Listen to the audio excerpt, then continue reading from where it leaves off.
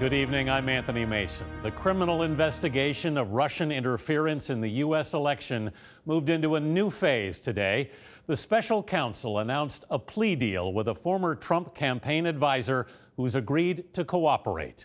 And a former campaign chairman and his deputy were indicted on charges that include money laundering. They are under house arrest.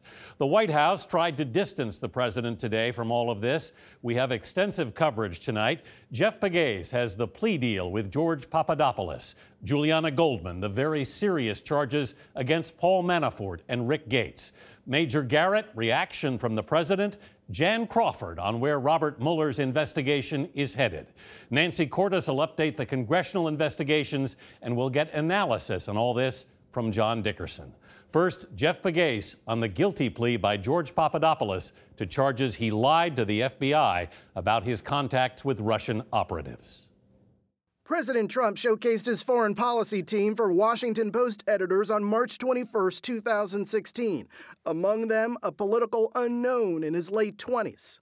George Papadopoulos, he's an oil and energy consultant, excellent guy.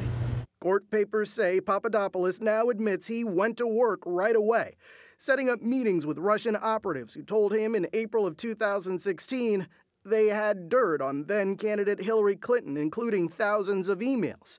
2 months passed before the Democratic National Committee publicly blamed Russians for hacking their computers and stealing data, including emails.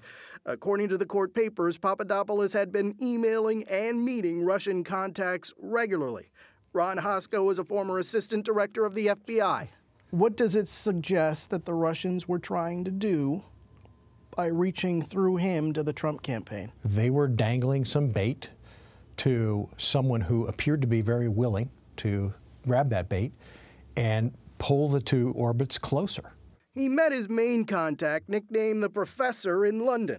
He also met with a female Russian national he initially believed was a relative of Russian President Vladimir Putin. Investigators allege that Papadopoulos cultivated the relationships thinking that it could increase his importance to the campaign.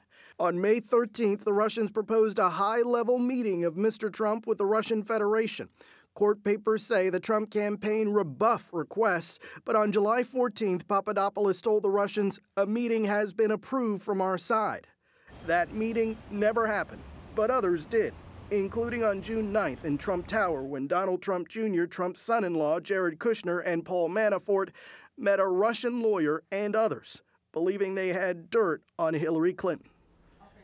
Papadopoulos had been ducking reporters, but surfaced on social media 3 weeks ago asking about a publisher. Last week, he wanted recommendations for a speakers bureau.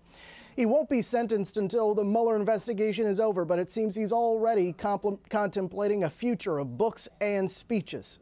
Anthony. Jeff Pegues, thank you, Jeff.